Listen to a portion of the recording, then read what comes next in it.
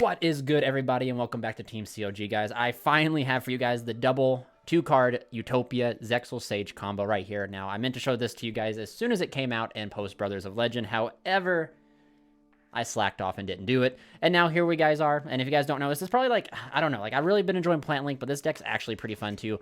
And I don't know which deck I prefer to play more. I know that this deck loses to like cards like D-Barrier a lot harder, and especially with Sword Soul in the very beginning of the format existing and D-Barrier being a really good side deck option, I didn't want to just lose to my opponent flipping D-Barrier on me. However, now that the format's kind of shifted a little bit, and, you know, since probably D-Barrier won't see play till the Albaz Structure deck, which is actually, like, right around the corner, I wanted to try and get a little bit of play with this deck before I start losing to D-Barrier yet again. However, like I said, guys, like, I hate this format. I'm so sick of Brave. I'm so sick of DPE and Scythe. I'm sick of Verte just in general. I think that the snake has got to go, in my opinion. But with that being said, just overall, I've not really had a lot of drive to play. However, I've still been crafting, still been kind of playing on the side. I've just been, doing some of my other hobbies, home remodeling, almost like reconstruction. But anyway, I'm going to show you guys this two-card combo. It's going to get us to 3 interruptions, and it's pretty much only attainable via the Sages. And then like this deck pretty much has a lot of we always have like a 2-card combo that will always get us to like equal interruptions, like I say, and like any sort of like combo deck, whether what you're playing or not.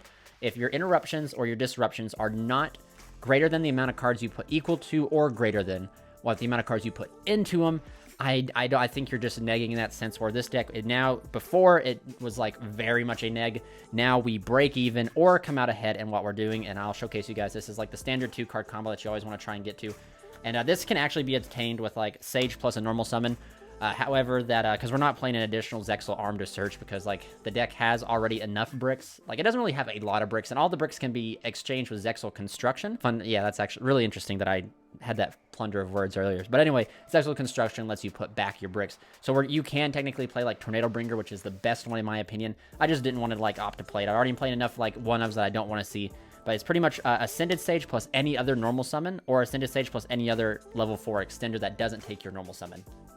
So without further ado, guys, before I get into the actual combo now, because we're already here at 2 minutes into the video, if you guys want to help support the channel or enjoy the mat you're seeing plus the card sleeves here, that you check out the links down in the description down below. Imperium Duelist does a fantastic job on doing this stuff, and I haven't made an official announcement. This is going to be kind of like the early warning.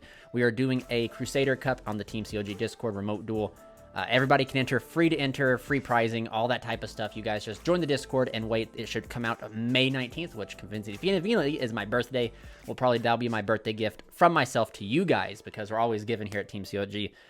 So if you guys are not part of the Discord, sign up, enter into the free tournament. I want you guys to be there, get the free prizing, from Imperium Duelist, from like us here at the channel. So anyway, enough with all this rambling. Enough of it. We'll just quickly jump into the combo. So start out with the first thing you got to do before you commit any boards. You got to special summon out the Ascended Sage, and then we're going to go ahead and activate Arm Sage. Since we control the 1 level 4 monster, we're going to go ahead and special summon out the Arm Sage here. You're then going to overlay here for Utopia. Forgive me, guys. I sorted my main deck, but I didn't sort my extra deck, so just bear with me. You're going to go into Numero 9, you double Utopia. That's my attempt at Spanish. On summon, you get, if you play the Zexal weapon, you get the effect of Arm Sage. But in this case, we're going to get the effect of the Ascended Sage, which allows us to add ourselves Rank Up Magic Hope Force, which is an awesome Ultra Hope Force. Utopia Force, which, yeah, there we go. So this gets added to your hand. And now we get to go ahead and fire off Utopia Double, detach here. It doesn't really matter what you detach to go ahead and add yourself double or nothing. And you go ahead and smack on top of this Utopia.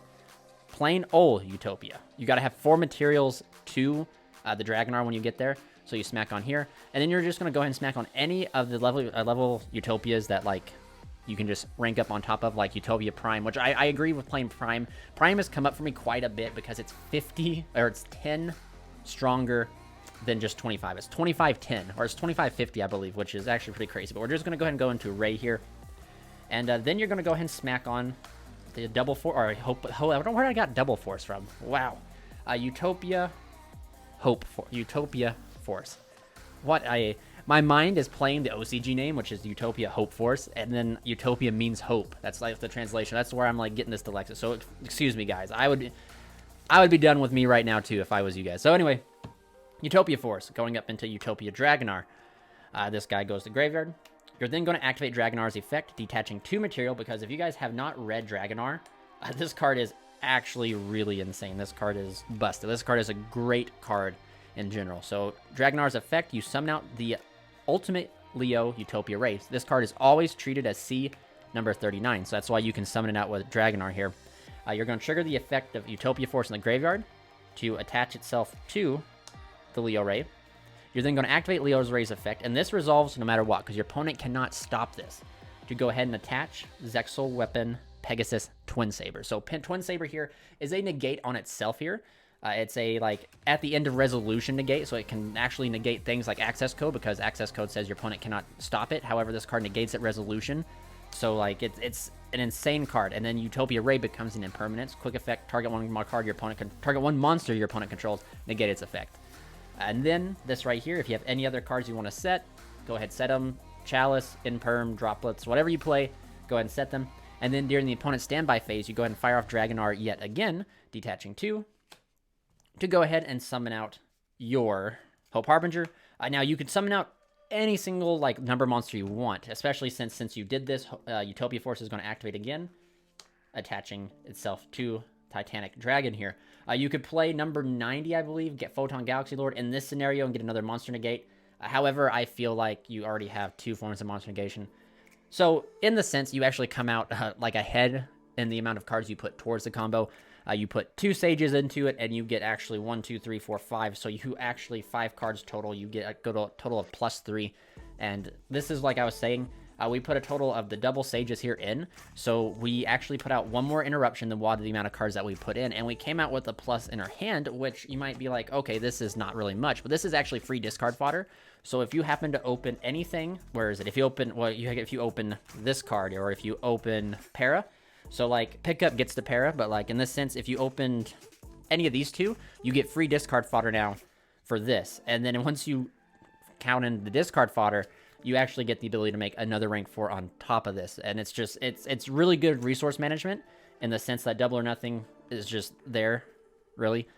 Now, this combo can be done very, like, the same way it happens. Even if you do open double or nothing, you just go Utopia into C Utopia and all that fine stuff. But yeah, so that's the combo, guys. That's the double Sage combo has been attainable and does so much more than what the double Sage used to do. If you guys don't remember, double Sage got us to 1 interruption. That, to me, is just completely bonkers. It's just insane. Like, completely... It just blows my mind, to be honest with you. But anyway, I'm going to wrap it up here and show you guys another combo right now. Okay, guys, so here we go. This is the next combo I want to show you. It's Para plus Glove, and this combo can be watered down. Glove is the best card to pitch with the Para, so that's why we always play 2 or more. I don't agree with playing 1. But you could actually just have any card to pitch, and this will kind of facilitate you to that same combo line that you want to get to. It's pretty easy. But anyway, I'll quickly just show you this. And it's going to be kind of free-form in the sense I don't have it too much structured in the deck here, to be honest with you, because there's just so many different routes and possibilities you can potentially go. So I want to just have the access to do all that. So without further ado, Para, pitch out this. You add yourself Utopic Onomatopoeia and Zubacho Gaga Coat.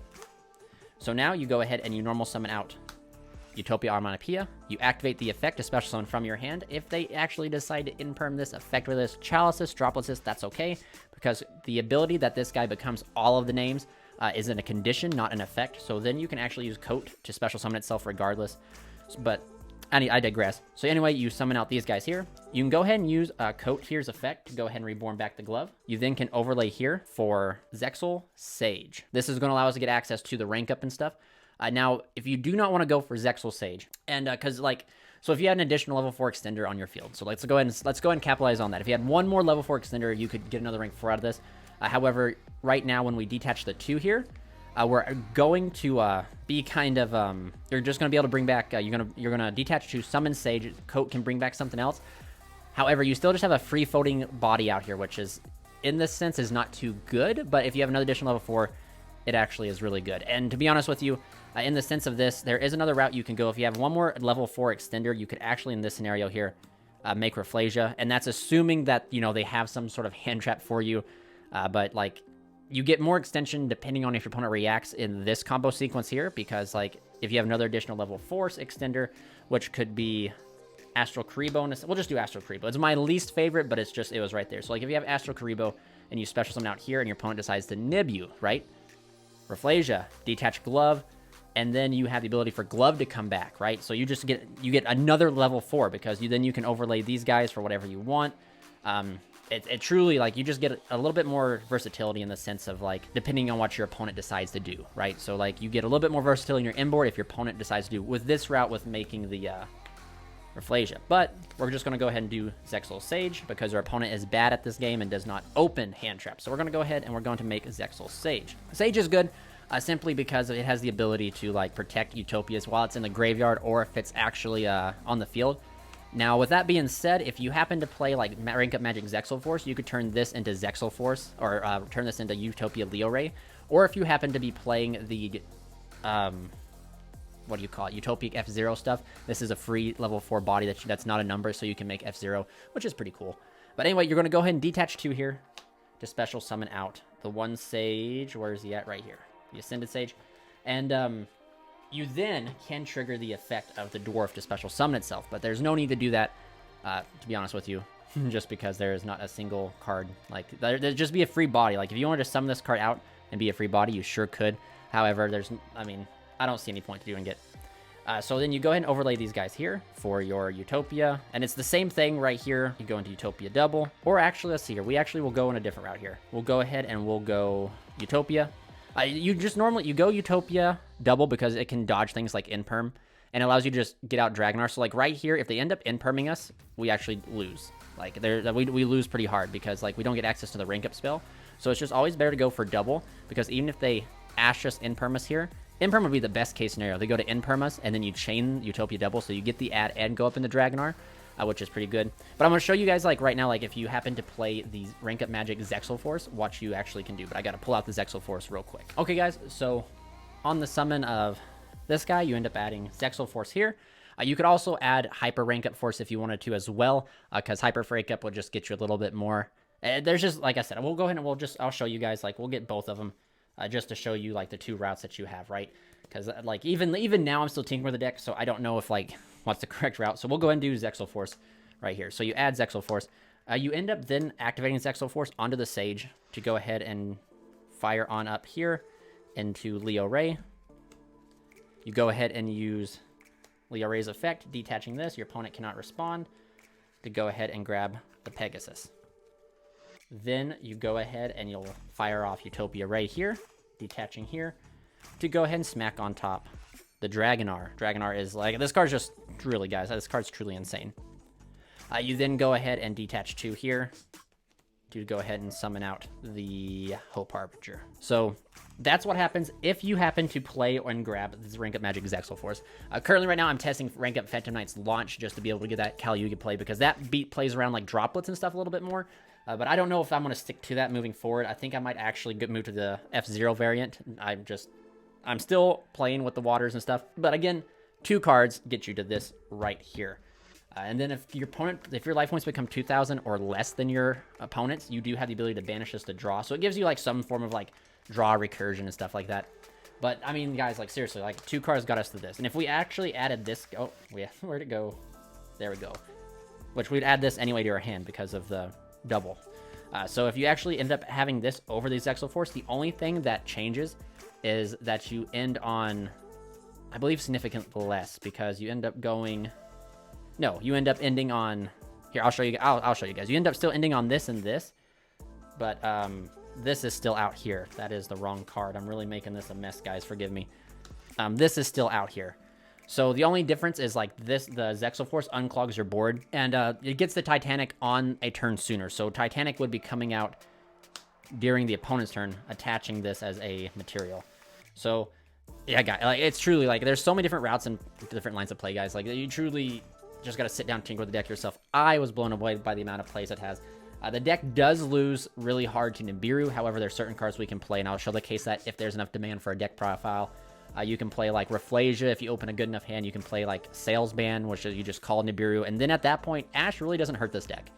Nibiru hurts this deck. So if you just Salesman, call Nibiru, you're off to the races. I mean, there's really not going to be... By the time your opponent gets an established board, or by the time you get an established board, your opponent's not going to be able to do anything about it. But, like, that's currently what we're tinkering with now, guys. This is just kind of like a base barreling combo. I hope you guys were able to follow. I know I was just kind of frazzled and stuff, but anyway, please remember, guys, if you guys want to help support the channel, check down the links down in the description below. hit like this video, subscribe if you haven't already, ding that notification bell so you guys never miss when I go live, because I do think I'll go live and maybe enter locals here soon, because, you know, I want to go to locals, or we might remote duel some of you guys on live stream. So just ding that notification so you guys don't miss it. So without further ado, please remember, guys, in this trying time, you guys stay safe, stay healthy. This is Charles from Team COG, signing out.